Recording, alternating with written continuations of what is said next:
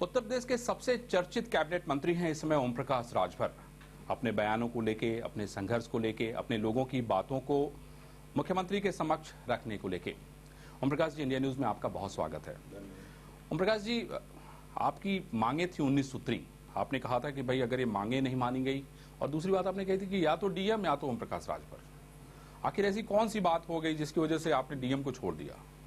मैंने छोड़ा नहीं है, ये गेम मुख्यमंत्री के पाले में डाल दिया।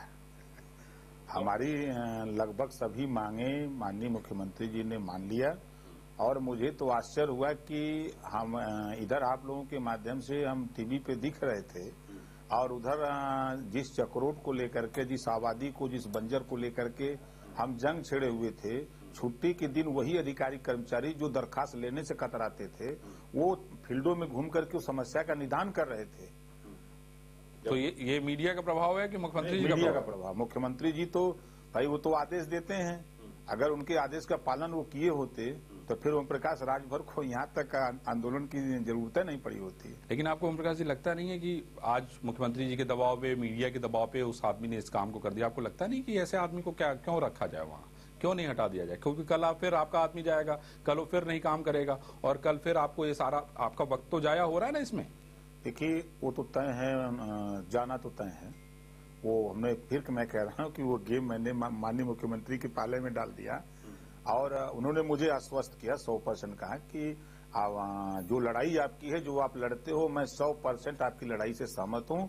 आप कभी भी न तो खनन के संबंध में आपने कहीं ठेका पट्टा की बात किया है, ना तो ठेकेदारी के लिए किया है, न किसी आज तक किसी अधिकारी को आपने ये मुझसे कहा कि फला जगह इनको पोस्ट कर दीजिए। आपने तो जो मैं कहता हूं कि भाई जो अधिकारी कर्मचारी उन्हीं से काम लेना है, आप भी वही बात कहते हो कि भाई उन्हीं से काम लेना है, हम उनको ठीक कर लेंगे। तो उसमें आपके तरफ से एक पैसे की भी कोई कमी नहीं है। और आपने जो किया है, अब जो धरना करने जा रहे हैं, अब हमको हमारे ऊपर विश्वास करें, हम आपको आश्वस्त करते हैं। गाजीपुर के डीएम को जाना है, निश्चित जाना, उसमें कोई दो राय नहीं। ओम प्रकाश राजभर की बात अगर गाजीपुर में आदमी नहीं मानेगा तो जाएगा वो। नहीं, हमारी बात नहीं, वो सरकार के, जनता की बात। हमारी क्या लड़ाई? हमारी कोई लड़ाई थोड़ी है। हमारी तो हम लंबे समय से उनकी लड़ाई लड़ते हैं। लेकिन ओम प्रकाश जी, ये तो गाजीपुर की बात हो गई। बनारस में अगर आप देख लें, आपके जिलाध्यक्ष, आपने उस दिन कहा था कि एसओ आपके जिलाध्यक्ष की बात नहीं सुन रहा है। सोनभद्र में अभी आप होके आए, वहां अवैध खनन हो रहा है, आपने इन बातों को लेकर बात कही। सवाल है कि ओम प्रकाश राजभर गाजीपुर के नेता तो नहीं है ना, वो तो पूरे प्रदेश के नेता है, तो वहां क्या होगा? देखिए, एक है साधे सब सदा है। क्योंकि मैं गाजीपुर से विधायक था, अगर इस आंदोलन को मैं बनारस शुरू करता, गोरखपुर शुरू करता, बस्ती, गोंडा या मुरादाबाद शुरू करता, तो लोग कहते कि इनका कोई निजी स्वार्थ है। लेकिन चूंकि मैं गाजीपुर में विधायक होने के नाते, गाजीपुर की जो विधानसभा जहूराबाद, जखनिया, जो 2 विधानसभाएं हम जीते हैं, तो उसके साथ साथ और लोगों की उम्मीदें बढ़ी कि मंत्री हुआ है भाई, एक सिंगल मिनिस्टर यूपी में है, इससे हम समस्या नहीं अधिकारी सुन रहे जो 5 साल 6 साल क्योंकि बिजली चली गई और 24 घंटे बिजली का वादा आप ही का है। कहीं फॉल्ट हुआ होगा, इसके वजह से बिजली चली गई होगी। सरकार की ऐसी कोई मंशा नहीं है कि हम बिजली काट दें। लेकिन ये इंटरव्यू में बिजली चली गई, और कैमरा है, कैमरा तो झूठ बोलता नहीं है। कैमरा झूठ नहीं बोला कि आपके सामने फिर आ गई। ओम प्रकाश जी, हम बात कर रहे थे गाजीपुर के लेके, आपके धरने को लेके। कहा कि गाजीपुर के डीएम को जाना है हर हाल में, अब गेंद मुख्यमंत्री जी के पाले में है।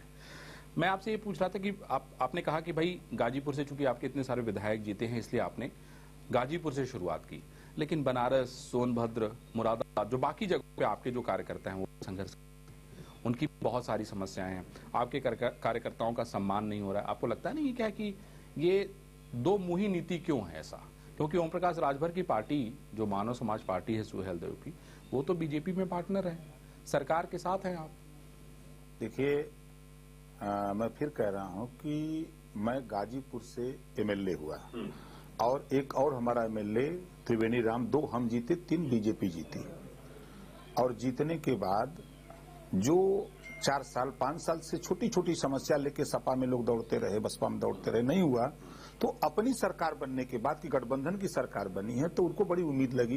तो वो महीना 15 दिन दौड़े, तो अधिकारी वो नहीं सुन रहे थे, तो उन लोगों को लगा कि मंत्री जी के यहाँ चलें। तो मंत्री जी के यहाँ जब आए, तो हमने भी उस पर लिखा पढ़ी शुरू किया कि जो सिस्टम, उस सिस्टम में हमने डीएम को और एसडीएम को चिट्ठी भेजना शुरू किया। तो वहां से भी खबर आने लगी कि 1 महीना बीत गया, 1.5 महीना बीत गया, कोई बात नहीं हो रही है, हम लोगों को कोई सुनवाई नहीं हो रही है। तो एक दिन मैं रात को डीएम से मिला कि मैंने स्पेशली 17 पॉइंट नोट किया था, ये चक्रोट के लिए आपको दिया था, यहां से नोट करा करके मैं लेके गया था। तो हमने पूछा कि आज तक धीरे धीरे 2 महीने हो गए, अभी तक आपका एक लेखपाल भी मौके पर नहीं जा पाया, या कोई सिपाही या होमगार्ड भी तो आपके निर्देश पे लेके घटनास्थल पे नहीं पहुंचा, क्या वजह है? तो उन्होंने कहा दिखवाते हैं। हमने कहा 2 और चिट्ठी मैं खुद स्पेशली भेज रहा हूं, जो जिस चक्रोट को लेके हफ्ते में 2 दिन विवाद हो जाते हैं। तो नहीं, ठीक है, भिजवा दीजिए, हम करते हैं। लेकिन वो भी चिट्ठी पहुंची, इन्होंने कोई कार्रवाई नहीं किया। और वो गाजीपुर का सवाल नहीं था, सवाल इस बात का था कि जो अभी आपने कहा कि पूरे उत्तर प्रदेश तो हम नहीं कह सकते, लेकिन पूर्वांचल में 32 जिले में जहां हमारा प्रभाव है, उन 32 जिलों से शिकायत आ रही थी। अगर इस आंदोलन को हम गाजीपुर के बजाय बनारस शुरू करते, हम मुरादाबाद शुरू करते, गोरखपुर शुरू करते, बस्ती शुरू करते, तो ये लोग कहते कि इनका कोई निजी स्वार्थ है। लेकिन वहां कोई मेरे ऊपर उंगली नहीं उठा सकता है कि इन्होंने जो जब बात उठाई है तो इनको पूरी जानकारी है। मैं आपसे यहीं पे पूछना चाहता हूं कि आपने कहा कुर्बानी देंगे, डीएम नहीं हटेगा। आपने, मुझे याद है मंत्री जी, आपने कहा था कि या तो ओम प्रकाश राजभर या तो डीएम, लेकिन डीएम हटा नहीं। और आपका कहना है कि मुख्यमंत्री जी के पाले में हम कब तक आपसे भरोसा करें, कब तक डीएम नहीं हटेगा? तो ओम प्रकाश राजभर जी कहेंगे कि नहीं भैया बस हो गया। देखिए, इस प्रदेश में जो 70 साल की आजादी के बाद पहला सीएम कोई महात्मा हुआ है, योगी हुआ है। और हम 100% गारंटी के साथ कह सकता हूं कि अब तक जो भी सीएम हुए हैं, उन सीएमओं में 1 नंबर के सीएम है। ईमानदारी के मामले में, काम के मामले में, बात के मामले में अगर उन्होंने कहा है तो मुझे 100% आश्वस्त किया है कि आप मेरे ऊपर विश्वास करो। मैं तो कहा कि मानवर, अब जो मैं फैसला ले चुका हूं, उन्होंने कहा कि ओम प्रकाश जी आप मेरे ऊपर विश्वास करो, मैं कह रहा हूं, और एक मौका तो दो आप मुझे, मैं भी तो ये चाहता हूं, आप घबराओ नहीं, निश्चिंत रहो। तो अब हम अपने अगर मुखिया की बात न माने, मुखिया कह रहा है तो माननी चाहिए। तो और जो मैसेज हमको देना था, जो वहां में लोग थे कि ओम प्रकाश राजभर बहुत कमजोर है, ये सत्ता के लिए घूमता है, ये सत्ता पाने के लिए परेशान था, ये लोगों का बहम निकाल दिया मैंने कि नहीं, मैं सत्ता के लिए नहीं आया हूं, क्षण भर में सत्ता छोड़ के चला जाऊंगा। ये उनके लिए जो पिछड़े हैं, दलित हैं, उपेक्षित हैं, आजादी के 70 साल में उनको हिस्सा नहीं मिला, ये स्थिति है।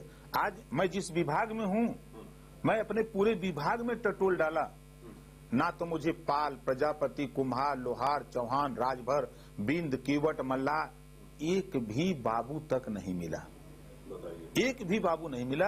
मैं पूरे उत्तर प्रदेश में अब बात कर रहा हूं, पूरे उत्तर प्रदेश में, क्योंकि लोग कहते हैं ओम प्रकाश राजभर जातिवाद की बात करता है, मैं क्यों करता हूं? तहसील में ठप्पा मार के देते हैं, प्रमाण पत्र बनाते हैं तहसीलदार और कि ये फला जाति के हैं। आवेदन जब कोई भी विज्ञापन निकलता है तभी होता है कि ये इन श्रेणियों में, संविधान के दायरे में तो 4 जाति हैं, लेकिन अलग अलग उनकी मोहर लगती है। उस दायरे में मैंने पूरे उत्तर प्रदेश में मैंने देखा कि अब तक कुल मिला के 5-6 एसआई राजभर है। अब इतनी बड़ी आबादी, जिसकी आबादी 2.6% उत्तर प्रदेश में हो, उसके मात्र 5 एसआई हो, उसके भरोसे कैसे उसकी सुरक्षा हो सकती है?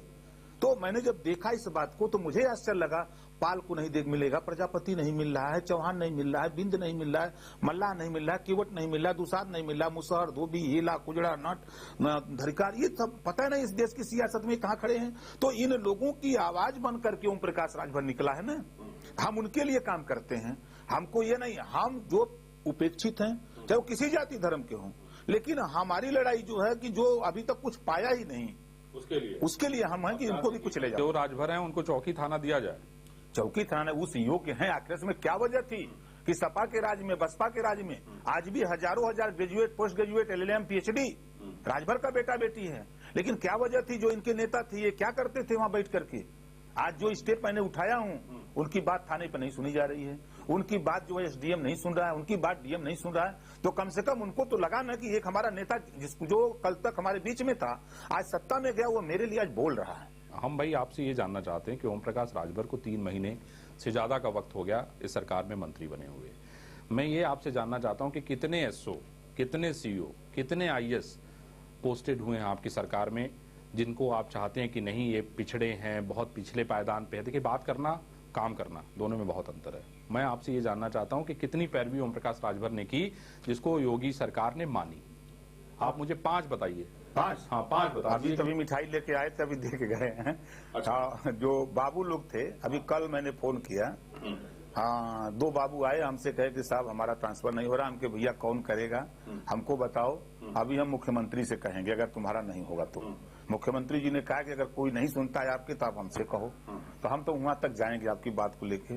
तो मैंने उस विभाग को फोन किया, निदेशक को, तो उन्होंने कहा कि नहीं सर बिल्कुल अभी हम कर देते हैं। तो वो दोनों में अपने वो जो जन सुनवाई वाला कक्ष है उसमें से निकल रहा था, तब तक वो दोनों इंटर किए। आगे बाबू। यानी मैसेज जो आप देना चाहते हैं वो चला गया कि भाई जिसको जो नहीं पोस्ट हो पा रहा है ओम प्रकाश राजभर के यहाँ आ जाए। अच्छा राजभर जी, 100 दिन हो गए, 100 दिन से ज्यादा का वक्त हो गया। सरकार की जो हालत है, अपराध को अगर आप देखें तो सरकार पिछले पैर पे खड़ी है। लगातार बहुत जगहों पे हत्याएं हुआ, सहारनपुर का बवाल हुआ, नोएडा में गैंग रेप हो गया। क्यों नहीं कानून व्यवस्था सुधर पा रही है? क्या लगता है आपको, क्या गड़बड़ी है? कानून व्यवस्था के सवाल पे कुछ चीजें हैं जिसको कोई सरकार नहीं रोक पाएगी। जैसे उदाहरण हम बता दें, घर में कोई औरत आग लगा के जल जाए, उसको सरकार का क्या दोष है?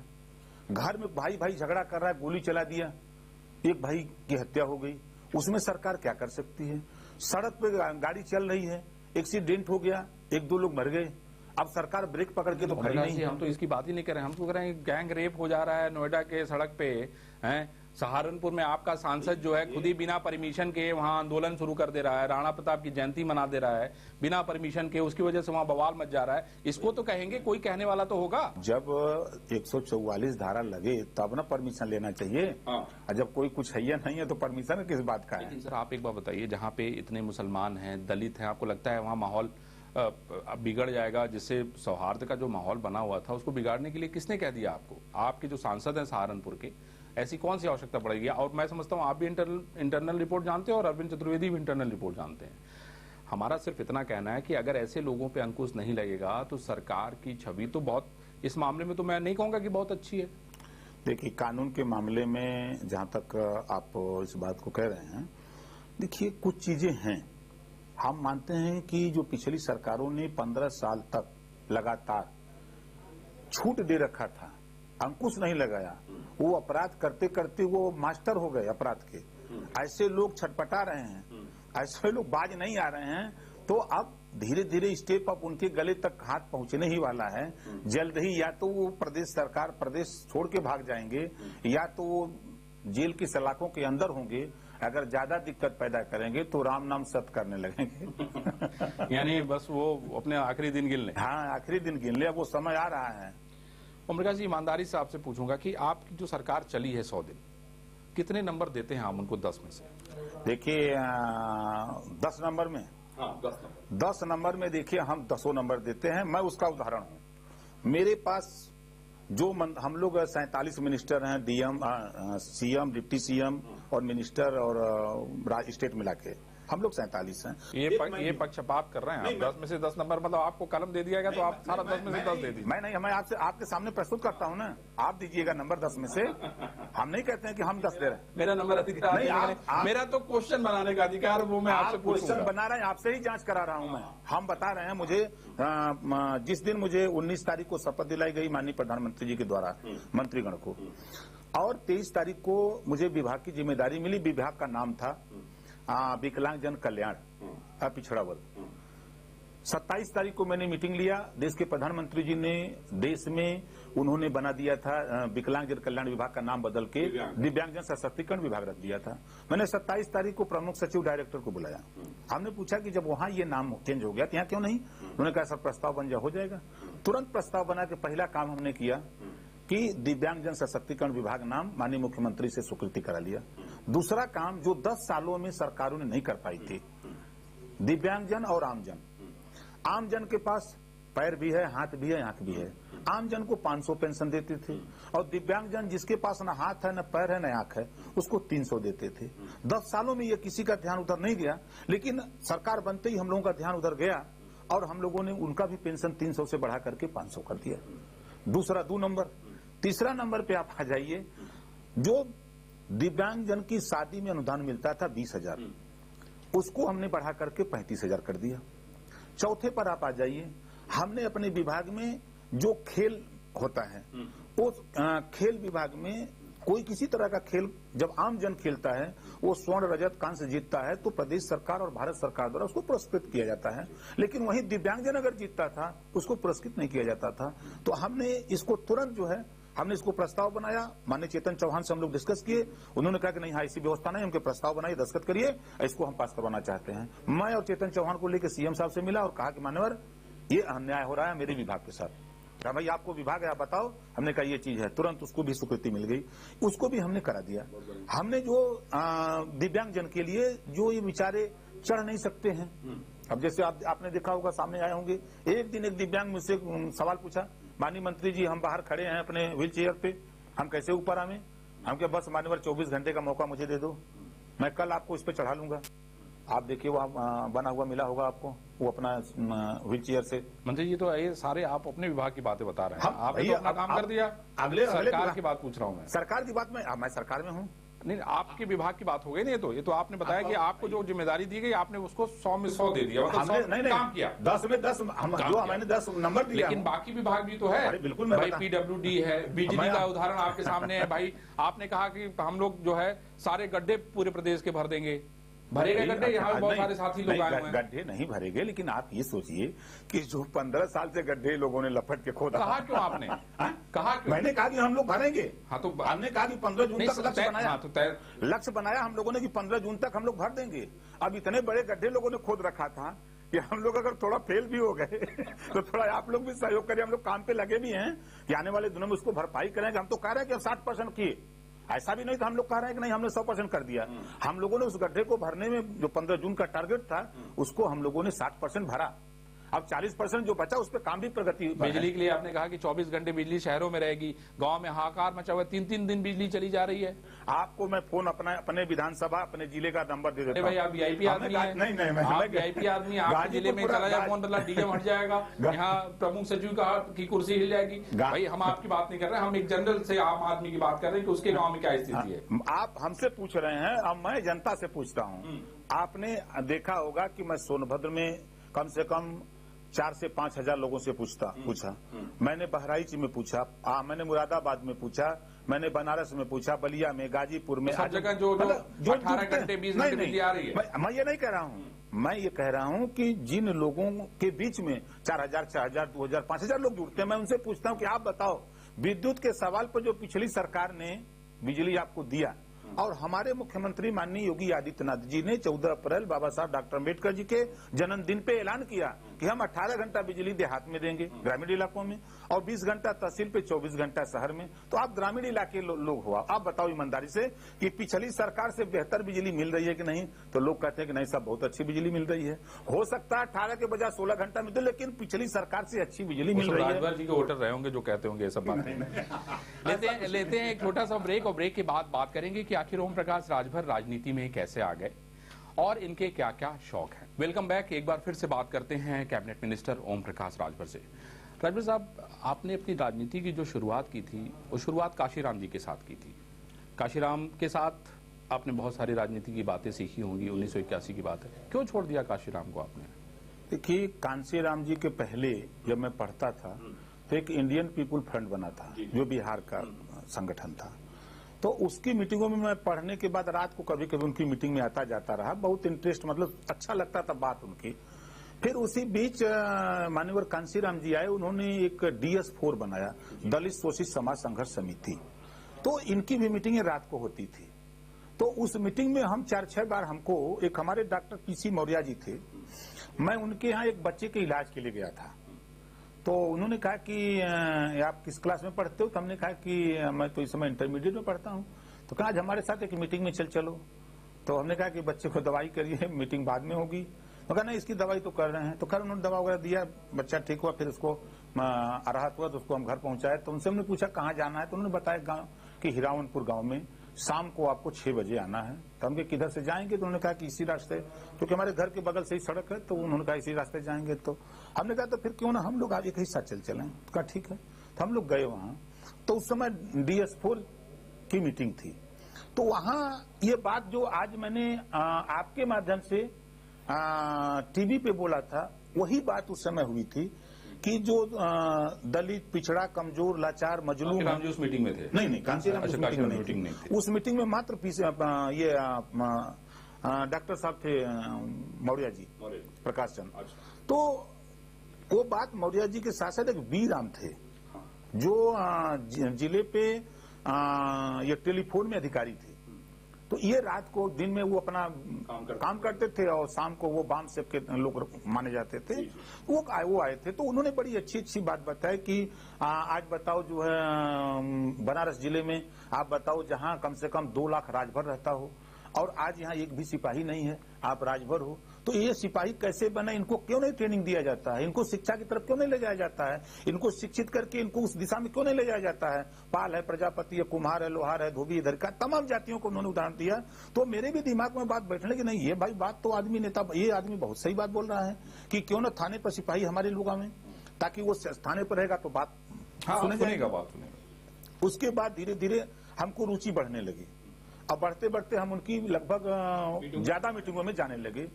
तो उसी बीच इलाहाबाद में चुनाव हुआ, प्रतापपट्टी में।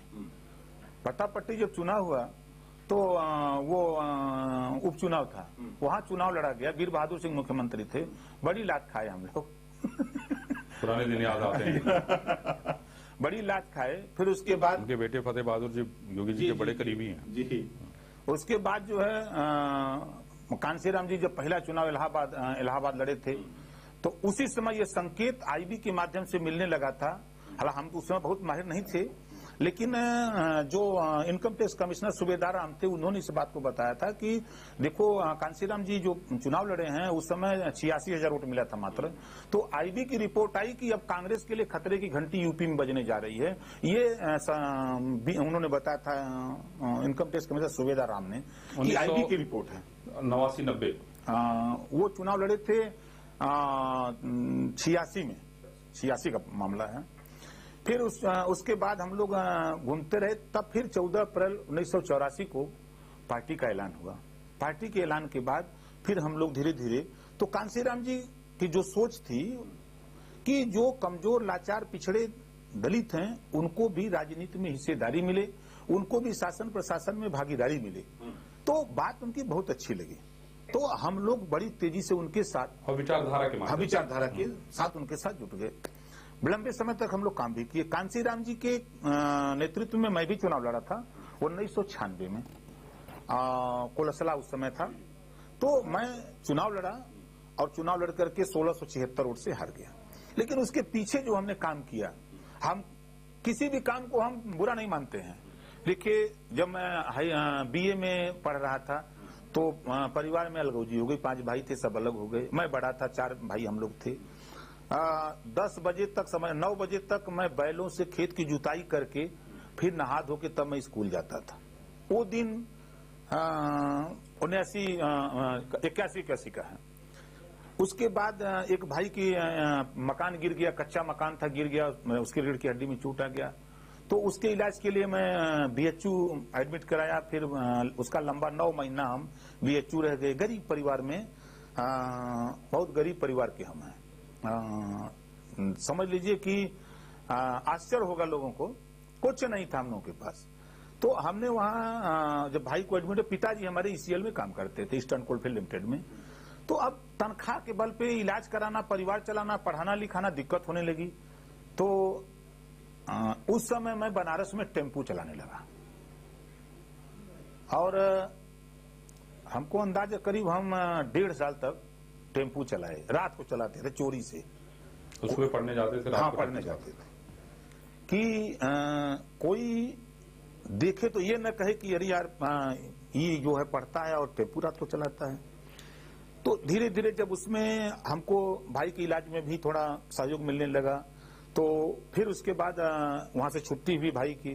फिर हम लोग घर ले आए तो हुआ कि अब क्या किया जाए। स्कूल जाते थे, दिन आते थे, तो हुआ कि अब कोई काम किया जाए। तो फिर हमने कमर्शियल खेती शुरू किया, सब्जी की खेती, परवल की, टमाटर की, भंटा की, आलू, मतलब खेती किया। हम 2 साल 2.5 साल खेती खूब किए, बढ़िया काम। उसमें सारा हम चारों भाई लपटे थे। तो उसी बीच हमारे पिताजी के एक आया, एक गोल्डन आया कि जो अपने बेटे को नौकरी देना चाहते हैं वो गोल्डन भर के जा सकते हैं।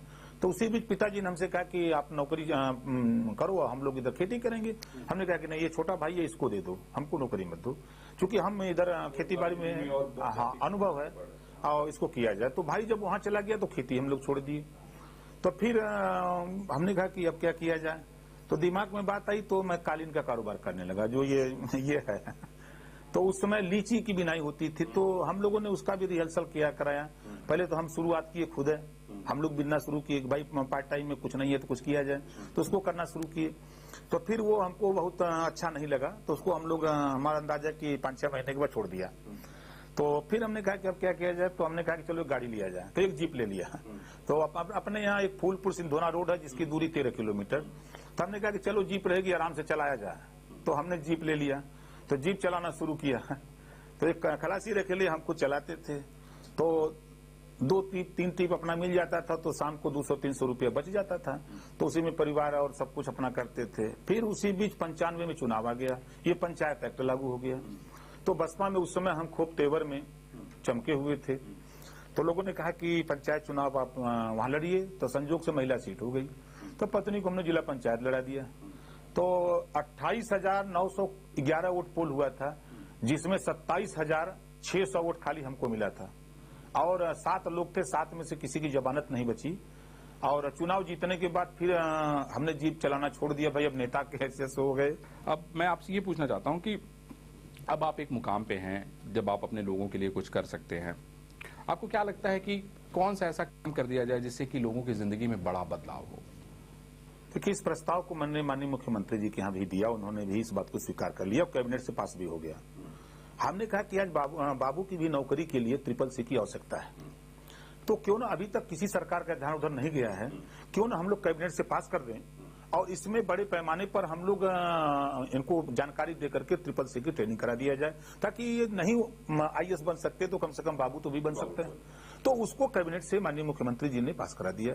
जो 2 साल से बंद पड़ा हुआ था वो लेवल ट्रेनिंग कंप्यूटर वाला, इसको भी कैबिनेट से पास करवा लिया। ये तो अब इसमें हमारी सोच है कि और चीजें बेहतर कर से स्किल इंडिया के माध्यम से जो कौशल विकास योजना है, बहुत बढ़िया, तो इसमें हम लोग और चीजें बेहतर करने के लिए हम लोग विचार विमर्श कर रहे हैं। अभी प्रमुख सचिव से, डायरेक्टर से डेली हम कुछ न कुछ चर्चा करते रहते हैं कि क्या हम इनके लिए कर सके। अगर उनको हम दे सके तो शायद इससे अच्छा कुछ नहीं हो सकता। तो एक तो ये, और मंत्री जी आपसे ये जानना चाहते हैं, एक तो ये हो गया कि स्किल के जरिए जो है लोगों को आप जो है रोजगार देना चाहते हैं, या आप चाहते हैं कि शिक्षा की ओर लोग अमुख हों जिससे कि उनकी जिंदगी सही रास्ते पे चलनी शुरू हो? देखिए, एक सबसे बड़ा इशू है जिसको मैंने प्रेजेंटेशन में भी शायद उस तरह की लड़ाई प्रेजेंटेशन में मिनिस्टर अगर बोला होता तो हटा दिया गया होता, जिस तरह मैंने यहाँ बोला, जिस तरह आपने टीवी में दिखाया। और लोग जीत के आते हैं, अपनी मिनिस्ट्री बचाने के लिए लगते हैं, लेकिन ओम प्रकाश राजभर अपनी मिनिस्ट्री को दाव पर लगा, दाव पे तो इसलिए लगाना पड़ेगा ना, जिसके लिए जो आपको जिता के भेजा, अगर उसका काम नहीं होगा तो दाव तो आप लग जाएंगे ना, तो इसीलिए तो उसी के लिए दाव पे लगाया था, मैं अपने लिए नहीं लगाया, उसके लिए लगाया। अरे भाई, वो तो उन्हीं से तो आप हैं। तो सबसे बड़ा सवाल देखिए, 54% आबादी पिछड़ी जाति की है आज, और 1,96,000 बच्चे विद्यालय से वंचित हो गए, जो शुल्क प्रतिपूर्ति नहीं मिला और छात्रवृत्ति नहीं मिली। उसी के सहारे वो विद्यालय में थे कि मिल जाएगा तो हम दे देंगे, और छात्रवृत्ति नहीं की बजट के अभाव में। प्रेजेंटेशन में मैंने माननीय मुख्यमंत्री जी की मौजूदगी में, जब मेरे विभाग का पिछड़े वर्ग का जब प्रेजेंटेशन था, तो मैंने सभी मिनिस्टरों को ललकारा। हमने कहा कि आज जो बजट है इसको 10 गुना कराओ।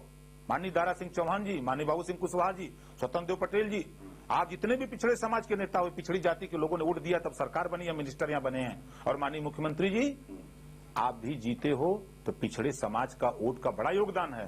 तो माननीय मुख्यमंत्री जी ने कहा कि ओम प्रकाश भाई, मैं कहाँ रोक रहा हूँ, आप लड़ो। हमने कहा कि नहीं, आप पैसा दीजिए बजट के लिए। उन्होंने कहा कि बिल्कुल आप प्रस्ताव बनाओ, हम देने के लिए तैयार हैं। बजट आने वाला है 11 तारीख को। बिल्कुल, हम मानने वाले कहाँ। मंत्री ओम प्रकाश राजभर ने अपनी सभी बातें बेबाक तरीके से कही, और शायद यही इनकी खासियत है, और इसी वजह से ये अपने लोगों के बीच में इतने लोकप्रिय हैं।